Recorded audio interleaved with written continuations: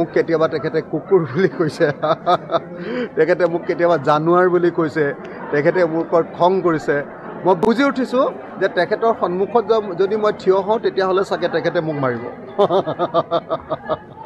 কিন্তু প্ৰথম কথা যে এজন ধৰ্মগুৰু ইমান খং উঠাটো ভাল নহয়।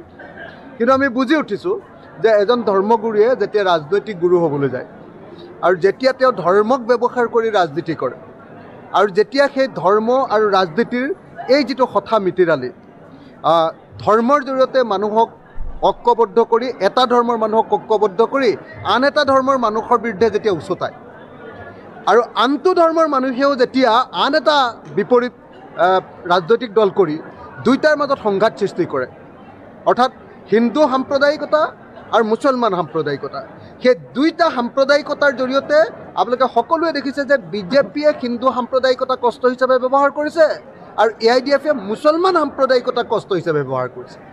আৰু এই দুইটাক নাইকিয়া কৰিবৰ কাৰণে আমি ইমান খাটিছোঁ আৰু মুছলমান সম্প্ৰদায়ৰ ৰাইজে আমাক ইমান সমৰ্থন কৰিছে যে এই মুহূৰ্তত বদৰুদ্দিন আজমল ডাঙৰীয়াৰ আপোনাৰ নাও ডুবু ডুবু হৈছে।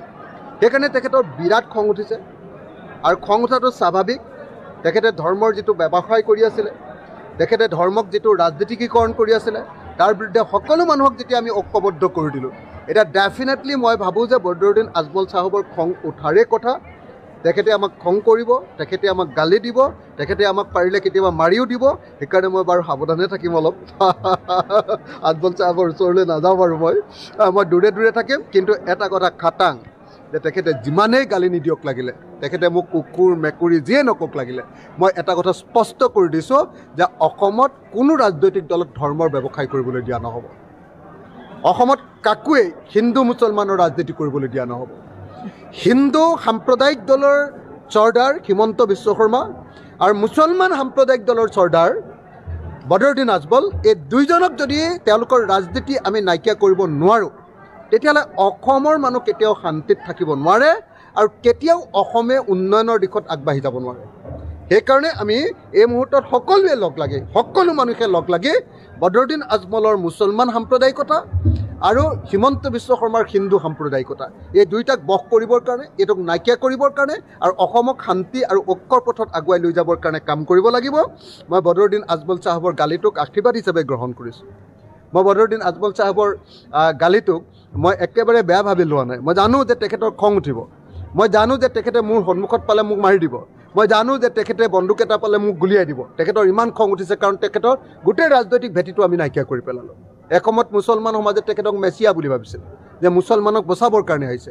এতিয়াহে গম পালে মুছলমান সমাজে আমি সোমাই দিয়াৰ পাছত যে তেখেত মুছলমানৰ মেছিয়া নহয়, তো তেখেত মুছলমানৰ আচলতে শত্ৰু, যি হিন্দু সাম্প্ৰদায়িকতাক একেলগতে লৈ বিজেপিৰ লগত একেলগতে তেওঁ তালমিল খেলি, তেওঁ যেতিয়াই বিজেপি দুৰ্বল হয় তেতিয়াহ'লে তেওঁৰ শক্তিটো বঢ়াই দিয়ে, তেওঁ সাংঘাতিক ধৰণৰ কথা কৈ দিয়ে, আৰু যেতিয়াই তেখেত দুৰ্বল হয় তেতিয়া আকৌ বিজেপিয়ে তেখেতসকলক শক্তি দি দিয়ে।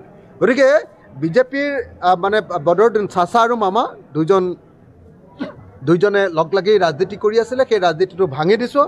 গতিকে চাচাৰো খং, মামাৰো খং, দুইজনে লগ লাগি কি কৰে আৰু ঠিকনা নাই, বাচি থাকিব লাগিব তাৰ মাজতে। বদৰুদ্দিন আজমল ডাঙৰীয়াই মোৰ ওপৰত যিটো আক্ৰমণ কৰিছে, মোক কেতিয়াবা তেখেতে কুকুৰ বুলি কৈছে, তেখেতে মোক কেতিয়াবা জানুৱাৰ বুলি কৈছে, তেখেতে মোৰ ওপৰত খং কৰিছে। মই বুজি উঠিছোঁ যে তেখেতৰ সন্মুখত যদি মই থিয় হওঁ তেতিয়াহ'লে চাগে তেখেতে মোক মাৰিব। কিন্তু প্ৰথম কথা যে এজন ধৰ্মগুৰু ইমান খং উঠাটো ভাল নহয়। কিন্তু আমি বুজি উঠিছোঁ যে এজন ধৰ্মগুৰুৱে যেতিয়া ৰাজনৈতিক গুৰু হ'বলৈ যায় আৰু যেতিয়া তেওঁ ধৰ্মক ব্যৱহাৰ কৰি ৰাজনীতি কৰে আৰু যেতিয়া সেই ধৰ্ম আৰু ৰাজনীতিৰ এই যিটো হঠা মিতিৰালি, ধৰ্মৰ জৰিয়তে মানুহক ঐক্যবদ্ধ কৰি, এটা ধৰ্মৰ মানুহক ঐক্যবদ্ধ কৰি আন এটা ধৰ্মৰ মানুহৰ বিৰুদ্ধে যেতিয়া উচতায় আৰু আনটো ধৰ্মৰ মানুহেও যেতিয়া আন এটা বিপৰীত ৰাজনৈতিক দল কৰি দুইটাৰ মাজত সংঘাত সৃষ্টি কৰে, অৰ্থাৎ হিন্দু সাম্প্ৰদায়িকতা আৰু মুছলমান সাম্প্ৰদায়িকতা, সেই দুইটা সাম্প্ৰদায়িকতাৰ জৰিয়তে আপোনালোকে সকলোৱে দেখিছে যে বিজেপিয়ে হিন্দু সাম্প্ৰদায়িকতা কষ্ট হিচাপে ব্যৱহাৰ কৰিছে আৰু AIDFে মুছলমান সাম্প্ৰদায়িকতা কষ্ট হিচাপে ব্যৱহাৰ কৰিছে।